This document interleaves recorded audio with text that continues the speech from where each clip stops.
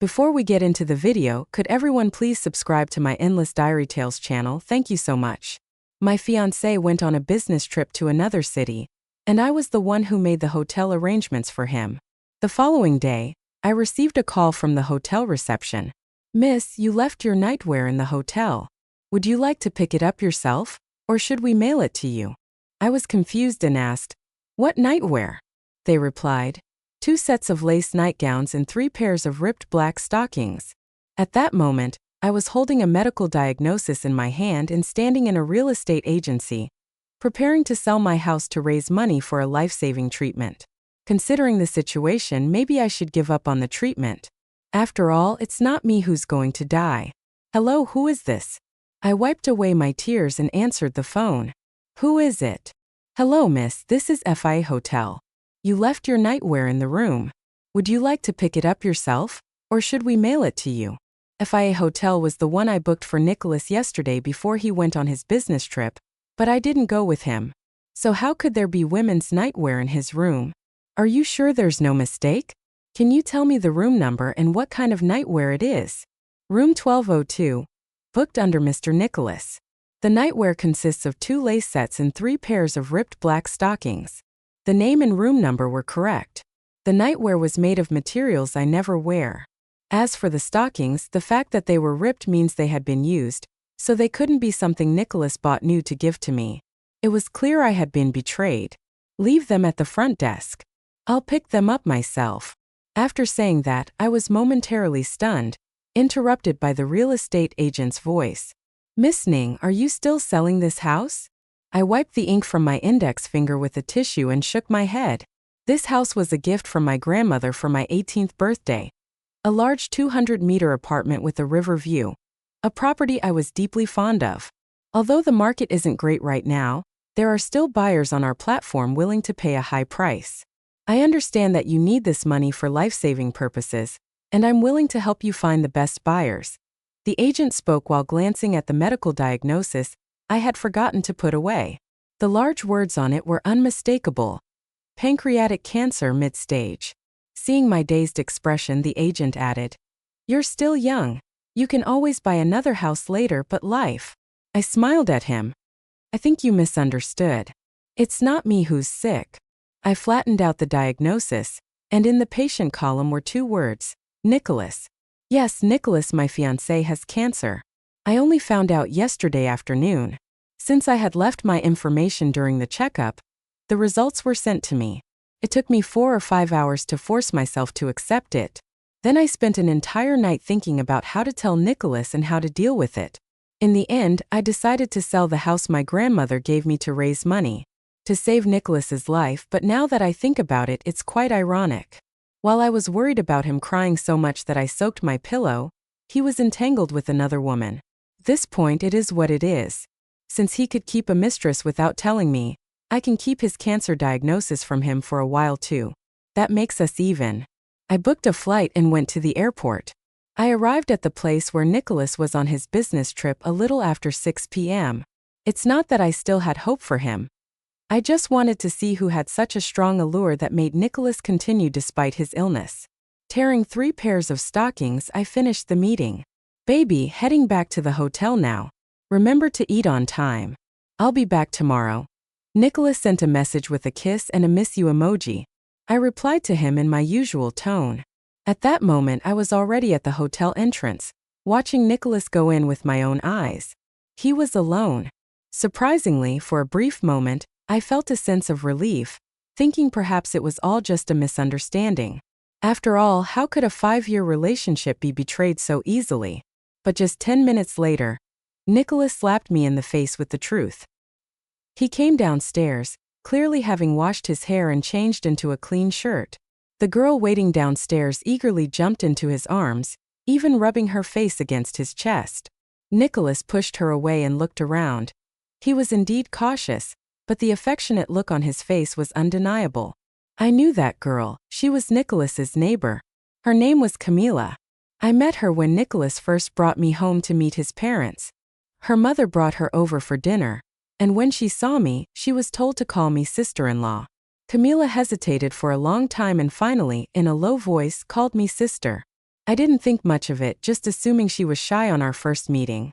I never imagined that she didn't call me sister-in-law because her relationship with Nicholas was not ordinary. She just didn't want to acknowledge me as her sister-in-law. I followed them, suppressing my nausea and anger. The two were so engrossed in their affection that they didn't even notice if anyone was following them. They had a meal and then headed straight into a private cinema. Before going in, Camila stood on her tiptoes and whispered something in Nicholas's ear. Then they both shared a knowing smile. Unfortunately, I was too far away to hear what they said, but I knew what they were about to do next. So after they entered the room, I followed them in. The store was being watched by a young man in his 20s. I gave him some money, and in return he let me view the surveillance footage. Nicholas and Camila were sitting on the sofa, slightly tipsy from drinking. "Nicholas, were you satisfied last night?" Of course, Nicholas pulled Camila closer, and she began to undress. Under her trench coat, she was wearing a set of lace lingerie. Nicholas's hand caressed her. "It's been so many years, and you've really gotten better at this." Just as they were about to kiss, I dialed Nicholas's number. He flinched in surprise but didn't dare to hang up. At that moment, Camila snatched his phone, too scared to answer. "Want to make it more exciting?" Before Nicholas could stop her, Camila answered the call. I saw through the surveillance that he held the phone far away, pretending the signal was bad. Meanwhile, Camila straddled him, starting to kiss him, unbuttoning his shirt and undoing his belt. The two of them were glued together, and even with the trench coat covering them, their movements were obvious. "Nicholas, what are you doing?" For some reason, after the extreme anger, I became very calm. There was no emotion in my voice on the phone. "Serena, what are you saying? The signal here is so bad." Though Nicholas tried hard to control it, his voice still carried a slight, uncontrollable tremor. Camila hadn't stopped, seemingly knowing exactly what men like, what they enjoy the most. After hearing Nicholas talking to me, her actions became even bolder and faster. Then Nicholas started calling my name. "Serena, Serena." His voice grew more urgent and finally, he hung up the phone and threw it away. Both his hands held Camila tightly in his arms, as if trying to merge into one. Then came a long, satisfied sigh. "Disgusting. Wait here, I'll go return Serena's call." Nicholas got up and was about to leave. As I wondered where I should hide, Camila grabbed him. "Don't go. Didn't you say you're already tired of her? Why do you still care so much?" My fists clenched involuntarily, but I was also curious about how Nicholas would respond. He sat back down on the sofa. "Yes, I am tired of her. She's rich, she's beautiful, and everyone around me says that getting her was a blessing from several lifetimes of good fortune. But do you know, Mila? It's precisely because she's so perfect that I always feel inferior in front of her. But damn it, I'm a man. What man doesn't want the admiration of the woman he loves?" He took a sip of his drink after speaking, and Camila leaned on his shoulder. "Come on, you've always been the best student in our area, and now you're successful in your career. No matter what others say, in my heart, Nicholas will always be the best." So to Nicholas, I was someone high above, someone who made him feel inferior. It turns out the saying is true. Men love the support of a smart woman, but they also crave the adoration of a woman from humble beginnings. At this moment, I could easily storm in and expose them, tell them that from now on we'd go our separate ways. But I feel that this approach is just too lenient on them. When Nicholas returned from his business trip, I was sitting in the living room, lost in thought. "I'm back. Did you miss me?" After changing his shoes, the first thing he did was try to hug me, but I avoided him. Now, every time I see his face, I remember the scene of him with Camila in the private cinema. It makes me feel nauseous. "Are you upset because we didn't talk much yesterday due to the bad signal?" "Don't worry, bro. I thought you a gift." Nicholas took out a necklace he bought for me. He put it on me himself, but the lingering smell on his cuff assaulted my nose. Another wave of nausea hit me, yet I still pretended to be happy because now is not the time to retaliate. I need to wait for the right moment. The next moment, Nicholas scratched his head and gave me a smile. "Serena, have you been in touch with Roman recently? Could you invite him out for a meal?" Roman was my childhood friend, the kind you've known since you were in diapers.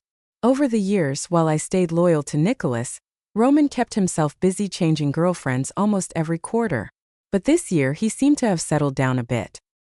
His new girlfriend had been around for 3 whole quarters, which was quite an improvement. I never mocked him for being a playboy, though he often teased me for sticking to the same flavor for so long. Once he even said that Nicholas and I were like a frog trying to climb up to a swan who willingly accepted it. Nicholas heard that comment and, already disliking Roman, became even more hostile towards him. So for Nicholas to bring up Roman and suggest inviting him to dinner, I was genuinely surprised. Yes, the vice president of the GU group, your childhood friend Roman, Nicholas continued. I need to ask him for a favor. So that's what this is about. Tell me. Well, here's the thing. I have a friend from my hometown who just graduated this year. The job market is tough, and she only has an associate degree, so she's had a hard time finding work. But she's very motivated, and her field of study happens to align with the business at GU Group. So I was hoping my baby could help out and introduce her. Nicholas has always been a bit proud. When I secretly arranged a job for him, he was upset for days, feeling I had hurt his pride. Now he's asking me for help for someone else, which means this person must be very important to him. Who is it? I asked. Camila. My eyes brightened as if I had just spotted prey about to walk right into a trap. Of course, I didn't expect to run into Camila so soon to thank me for agreeing to introduce her. She suggested taking Nicholas and me out for dinner. At the table sat the 3 of us. Nicholas, Camila, and me. Each of us had our own thoughts, yet we all pretended as if nothing had happened. Serena. Thank you so much for agreeing to help. I'd like to propose a toast to you. Cam raised her glass. I looked at this girl who had just turned 19. She was 10 years younger than Nicholas, and anyone would think they were just a simple pair of siblings from the same village. But the truth was that their relationship was more disgusting than anyone could imagine. I linked my arm with Nicholas's. Nick, I can't drink. What should I do? Nicholas was momentarily stunned but then smiled and patted my head. It's okay, I'll drink for you. Thank you, Nick. You're the best. Maybe to ease my suspicions after I said this, Nicholas even leaned in and kissed my cheek. But Camila's expression across the table was no longer as composed as it was at the beginning. That still slightly childish face visibly showed a trace of anger. She quickly downed several more glasses. You two seem so close, unlike me struggling out there all alone. I really hope one day I can have a boyfriend like Nicholas who can openly treat me well. Not like now, hiding like a rat in the gutter, only able to sneak glimpses at other people's happiness. The meaning behind her words was quite clear, which made Nicholas panic a bit as he tried to stop her. Mila, you've had too much to drink. But Camila seemed determined, drinking one glass after another until she was completely drunk. I arranged for someone to take her back to the hotel while I drove Nicholas home. His phone was with me, so when a call came in halfway, I answered it. Nicholas, where are you? I've had too much to drink. I just heard someone knocking on the door, and I'm so scared. Camila's sobbing voice came through the phone. Nicholas, sitting in the passenger seat, visibly tensed up. What's wrong, Mila? I'm here. He reached out to take the phone, but I pretended my hand was shaky, letting the phone slip to the driver's side door. The speaker was on, and her voice kept coming through. Nicholas, are you really going to abandon me? Why did you shield her from drinking today? Were you doing it on purpose to show me? I'm so hurt, you know. Nicholas panicked, glancing at me cautiously. She's just drunk and talking nonsense, Serena. Hang up the phone, please. You said it yourself, it's just nonsense. Don't worry, I won't take it to heart. But the voice on the other end continued. Stop pretending to be so generous. If you're so confident, don't let Nicholas protect you from drinking. Nicholas leaned over, trying to grab the phone, shouting, Camila, you've had too much to drink. She's your sister-in-law. Of course, I should protect her from drinking. Don't say things that could cause misunderstandings. But there was no sign that the person on the other end was going to stop. Nicholas's attempts to grab the phone became more frantic, with almost half of his body leaning over to the driver's side. With his interference, I could no longer hold on to the steering wheel. The car's trajectory twisted out of control with a loud bang. We crashed into the truck ahead. When I woke up, I was already in the hospital. Nicholas sat by the bedside, looking utterly defeated. Seeing me open my eyes, he dropped to his knees with a thud. I'm sorry, Serena. It's all my fault. I caused the death of our child. You can hit me, curse me. The child was gone. Yes, I had known I was pregnant for a month. I had wanted to tell Nicholas then, but he was frequently traveling for work during that time, and I couldn't find the right moment. Later, I discovered Nicholas was cheating on me. At that point, I even considered giving up the baby, but in the end, I decided to keep it. I wanted to give all my love to the child. I had even planned out how I would raise her. I would shower her with money and love, take her to eat best food, play in the best places, and she would only need to grow up freely and live a carefree life, but that opportunity was gone. Please stop crying, okay? It's all my fault. It's all because of me. Nicholas started slapping himself. I stared blankly at the ceiling, and after he had hit himself over 10 times, I reached out and stopped him. He grasped my hand and shouted towards the door. Get in here now. Camila dragged herself in. Her head hung low the entire time. Serena, last night I was drunk, and everything I said was just drunken nonsense. I've been single for so many years, and seeing how in love you two are upset me, so I said those things. I'm sorry, but please believe me. Nicholas and I were just neighbors who grew up together. Nicholas echoed her. Serena, please believe me. I looked at the two of them lying through their teeth. It was something they had mastered, and there was no doubt that they were responsible for the death of my child. But I still smiled faintly. I never doubted you. Hearing this, the two of them sighed in relief, and Nicholas quickly asked, Then Mila, can she still work at Roman's company? Of course. I fell into a deep sleep and I had a dream. I dreamed of Nicholas from a few years ago. Back then, he had failed his postgraduate exams and struggled to find a job, but he never complained to me about these hardships. Instead, he told me with great determination, I will work hard enough to be worthy of my Serena. When he received his first paycheck, he bought me a Coach bag. When he gave it to me, he had an embarrassed look on his face. I can't afford the brands you usually carry right now, but trust me, someday I will. Serena, in the future, all my money will be yours, and so will my heart.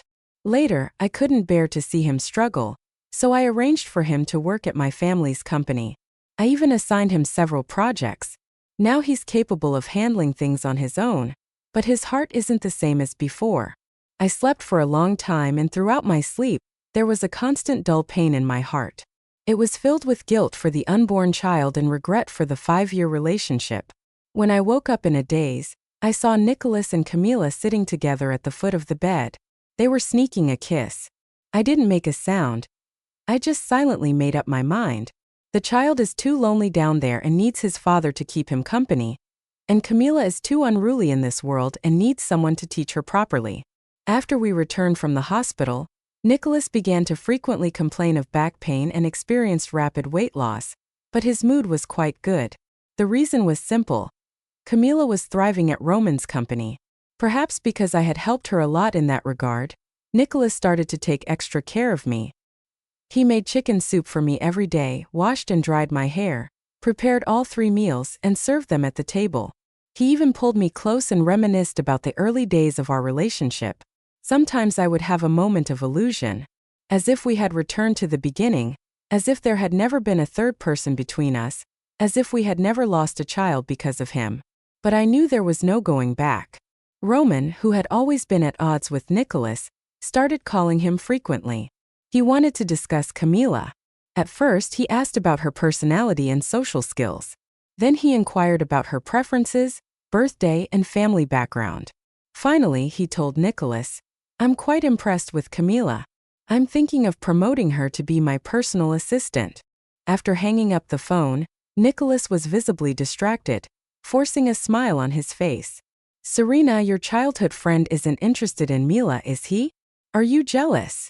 No, not at all. Nicholas vehemently denied it. I just think since Mila is from my hometown, if she's looking for someone, I should definitely keep an eye on things for her. If you're so concerned, why not just be her boyfriend yourself? Serena asked. I've told you there's nothing between us. Do you really need to say something like that? Do you think just because you lost a child I have to spoil you forever? Nicholas finally couldn't keep up the pretense. Ever since I was discharged from the hospital, I had used the excuse of poor health to keep him at home. At first, he took good care of me, but as the days passed without seeing Camila, And now with the prospect of Roman taking her away, he couldn't sit still any longer. Forget it. I haven't been feeling well lately, so I'll head to the hospital. Nicholas stormed out of the house. I drove after him. As he left, I realized he didn't go to the hospital. Instead, he took a turn and went to see Camila. They entered a private room at a restaurant. I sat in the room next door, and soon after I heard them arguing. Are you getting involved with that Roman? Do you even know his background? Do you think you can climb that high? So what? You're allowed to climb up the social ladder, but I'm not? You haven't even seen me for over a month. How am I supposed to know if you still want me? Serena is already suspicious. If she finds out, who knows if you'll even be able to keep your job? Hearing Nicholas say this, Camila's attitude softened. All right, I know you're just looking out for me. Don't worry, there's nothing between Roman and me. But don't you dare sleep with that old woman, understand? I'm not that desperate. She just lost a child. I find it disgusting. My fists clenched involuntarily. I had been patient for so long, and now it was time to bring out the gift I had prepared for both of them. At the end of the month, it was Nicholas's birthday. As was customary, his parents would come to the city to have dinner with him. But this year, in addition to his parents, a few other people from his hometown were coming. Apparently, they had heard that Nicholas had helped Camila get a job, so they wanted to ask for his help too. So I suggested that we throw a birthday party at the best hotel in the city. Nicholas thought this was my way of making amends after our last argument. Menton was quite pleased with the idea. On the day of the party, many people showed up. Nicholas and Camila's parents were seated, listening to the flattering words from their fellow villagers, smiling from ear to ear. Nicholas is such a good kid. He never forgets his roots. He's made something of himself and still helps the younger ones from his hometown find jobs. He's always been responsible since he was young. Serena, you're lucky to marry such a capable man. But what about Mila? Nicholas helped her first. No wonder this girl has always followed Nicholas around, saying she'd marry him when she grew up. Nicholas leaned over and whispered to me not to take it seriously. Then he turned and exchanged a flirty smile with Camila. How ridiculous! A dirty cucumber? Who would want it? Halfway through the banquet, Roman arrived, dressed in a sharp suit. With his naturally handsome features, he drew everyone's attention. Mr. Gu, what brings you here? Camila, who had been exchanging glances with Nicholas, quickly stood up to greet him. She even pulled out the chair next to her, inviting Roman to sit beside her. She served him food and poured him wine, overly attentive. Seeing Camila and Roman's close behavior, the people around couldn't help but tease. Mila, is this your boss? He's got the presence of a movie star. Yes, Mr. Gu, you're still single, right? Mila, you should make an effort. You know they do look good together. Roman just smiled, but Camila, blushing, served him another dish. As she did, she leaned in close to Roman. I glanced at Nicholas, whose dissatisfaction was nearly visible, but he couldn't afford to show it, so he had to suppress it. After a brief round of small talk, Roman turned the attention to me. Serena, today is Nicholas's birthday, and I heard you've prepared a special gift for him. Why don't you show it to everyone? All eyes turned to me. I took the box from the waiter but didn't open it right away. Instead, I put on the white gloves I had prepared. Wow, she's even putting on gloves to open it. It must be something really valuable, maybe a gemstone. There was a murmur of excitement in the crowd, and Nicholas smiled sheepishly. Baby, having this party already makes me happy. There's no need to give me such an expensive gift. Camila squeezed in. Serena, it's not about how expensive the gift is. It's the thought that counts. I smiled slightly. Of course it's thoughtful because this gift is something you and I prepared together. Me amid Camila and everyone's confusion. I slowly opened the box. Everyone leaned in curiously to see. Then they watched as I pulled out a pair of ripped black stockings from the box. One pair, then another. A total of 3 pairs and 2 sets of lace lingerie. Serena.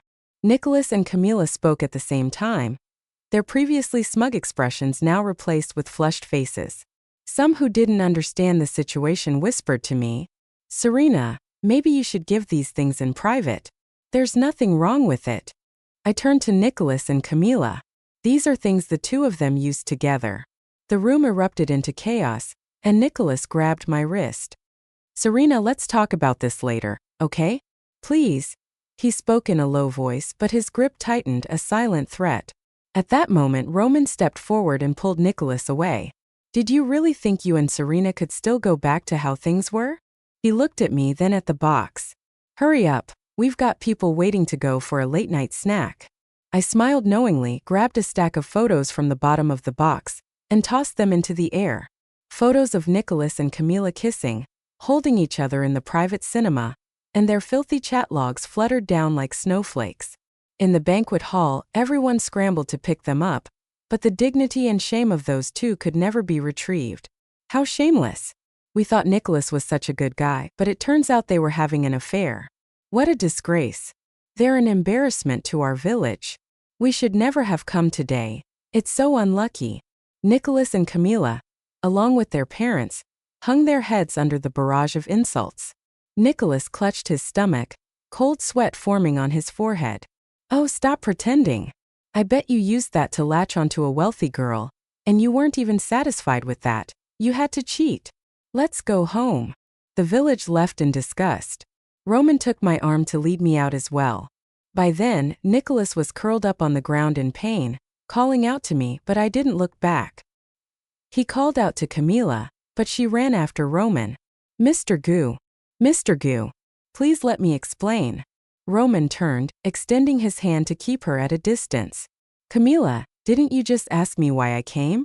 Well, now I'll tell you. I'm here to fire you. Don't bother coming to work tomorrow. With that, Roman led me away.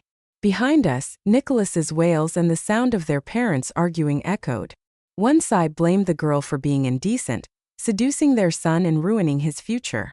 The other blamed the boy for being useless, trying to be a gold digger and still messing around with other women. It was all rather embarrassing, but luckily it had nothing to do with me anymore. Roman's car was parked right outside. I got in and sat in the back, and a cold beer was handed to me from the passenger seat. Congratulations. Best on regaining your freedom. It was my best friend, the one who had been dating Roman for 3 quarters. The next morning, my best friend dragged me out of bed. Get up, or you'll miss the flight. She had booked tickets and planned to take me abroad for a few days of fun. She even packed my luggage. She also handed me a new SIM card. He'll definitely try to contact you, so don't let him ruin your mood. So I spent half a month having a blast with her abroad. It was fun, but I couldn't stand that she'd spend every night on the phone with Roman, being all lovey-dovey. When I got back and switched to my original SIM card, my phone buzzed continuously for over 10 minutes. All of them were notifications, messages from, I'm Nicholas. Serena, please listen to me. Nothing happened between me and her in the private cinema. She was drunk and insisted on sitting on my lap, that's all. Those awful things I said weren't intentional. I was just confused for a moment. I'm sorry. The diagnosis came back today. It's pancreatic cancer. Serena, I'm Dane. Please, can you see me one last time? I'm begging you. Before I could finish reading the messages, Nicholas's call came through. He finally picked up. Can we meet? No. After hanging up the phone, I returned to the villa where Nicholas and I used to live together. I had already hired someone to pack up the things inside. All that was left was a photo of Nicholas and me sitting alone on the cabinet. This photo was taken during our 3rd anniversary together in the deserts of the Northwest, with the setting sun in the background. 2 young and naive people leaned against each other, laughing happily. I still remember Nicholas holding me and saying, Serena, you're my oasis in the desert. My vitality comes from you. Looking at this photo now, it only felt painfully ironic. You're looking at the photo. You still can't let go, can you? The sudden voice startled me. When I turned around, it was Nicholas. After not seeing him for half a month, he looked like a different person. His face was pale, his body gaunt. There's nothing I can't let go of, I replied, placing the photo back on the cabinet. But shouldn't you knock before entering someone else's house? Nicholas pressed his lips together. Serena, I'm in this state now. Do you really have to treat me like this? Your condition isn't my doing. I told you to go to the hospital, but you said you were fine and just needed a few days of rest. In the end, when you finally decided to go to the hospital, you took a detour to see Camila. Do you remember what you said to her that time? Shall I help you recall? I took a deep breath. I'm not going to sleep with that old woman. She just lost a child. It disgusts me seeing her face. I have no interest. Stop! Nicholas shouted, trying to stop me. He leaned against the wall as if any more agitation would cause him to collapse. But I didn't care and continued. So, Nicholas, you don't deserve forgiveness. You should go find Camila, shouldn't you? After all, I've stepped aside and given my blessing to your true love. Nicholas's dazed expression was tinged with irony. He wanted to keep begging me for another chance. Fortunately, his parents arrived and took him back to the hospital. Before leaving, he took the photo from the cabinet. Nicholas's messages still came every day. I didn't block him, but I also didn't reply. Now I'm busy every day taking back control of the company affairs that I had previously entrusted to Nicholas. One night, a little after 10 p.m., I left the office feeling hungry. I decided to go to a small tavern I hadn't visited in a long time for a bite to eat, and I let my driver go home after eating. As I walked out, I had the distinct feeling that someone was following me. Sure enough, as I reached the mouth of an alley, someone lunged at me from behind. Luckily, I was quick and managed to dodge and grab the person's arm. Looking closer, I realized it was Camila. You wretched woman. You've ruined Nicholas's and my future. Now I'm branded as a homewrecker, and Nicholas is dying in the hospital while you're living the high life. She was almost screaming. I looked at her calmly. Why? Because I have a clear conscience, unlike the two of you who are disgusting. Spare me the morality speech. Your principles won't put food on the table, Serena. Give me $500,000 as compensation, or today I'll drag you down with me. I've got nothing to lose, but you're a rich girl. If you die, it's you who loses. Camila pulled out a knife, the blade glinting under the streetlights. Just as she was about to attack, someone rushed in and grabbed her. When I first noticed someone following me, I had messaged my best friend. Thankfully, she arrived just in time. Camila was detained. Nicholas started calling me frantically, begging me to come to the hospital. I figured he still cared about Camila. Otherwise, why would he be so desperate to see me? Just to seek justice for Camila? But when I saw him, the first thing he said was, "Are you still mad? Can you stay with me now?" His words made me want to laugh. Nicholas, did you really think I was just mad at you? The truth is, you're not worth it anymore. You don't stir any emotions in me. To me, you're just an ordinary passerby. I turned to leave, but Nicholas struggled to his feet and grabbed my hand. Then think of it as me begging you. I'm begging you to stay with me for the last stretch. I don't want to die alone. His eyes were red. A terminally ill patient, a patient I had shared a 5-year relationship with, now on the brink of death, begging me to accompany him on his final journey. To say I wasn't moved would be a lie. But then I thought of my child, of him saying that he found me disgusting because I had lost a child. I violently shook off his hand. Your fate has nothing to do with me. I completely deleted and blocked Nicholas's contact information. When he couldn't reach me, he started calling from different numbers. I blocked each one as it came. Later, his mother sent me a few messages. She said that Nicholas often sat staring out the window, clutching the photo of the two of us in the desert. Whenever the pain became unbearable, he would grip that photo frame tightly, silently staring at the picture of us laughing, lost in thought. Since Camila's release, she had only visited the hospital a few times, not to care for Nicholas, but to blame him for ruining her life. The two of them are now at each other's throats, with Nicholas becoming agitated whenever he sees her, threatening to strangle her. I also said that Nicholas frequently dreamed of me and the child, imagining teaching the child to say mommy and daddy. He often dreams of our past together, murmuring my name in his sleep. CA has not returned to the hospital or gone back to her hometown. Her scandalous behavior became widely known, leaving her parents disgraced and scorned by their village. In their anger, her parents withdrew all the money Camila had saved over the years and used it to send her younger sister abroad for school. Camila, now destitute, spends her days threatening suicide and quarreling with her parents. Her mental state seems increasingly unstable. I closed my phone and blocked Nicholas's mother's contact as well because nothing about Nicholas concerns me anymore. At the end of the month, I attended a wedding for Roman and my best friend. The two of them were just as inseparable as before. Their vows were more touching than ever. Everyone said that Roman, the notorious playboy, had finally settled down, but I knew that they were evenly matched and truly loved each other. I was happy for them. When it came time to toss the bouquet, my best friend deliberately aimed it in my direction, but I made sure to step aside. I looked up at the sky. Outside, spring had arrived and flowers were blooming all along the way. I just wanted to walk this path steadily and securely. Anything else was just decoration, and for me it was no longer necessary.